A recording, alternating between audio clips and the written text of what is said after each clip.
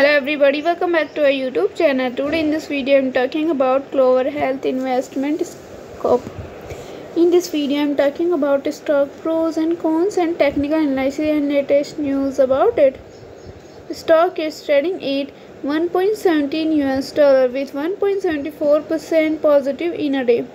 We can easily see stock was volatile for a day.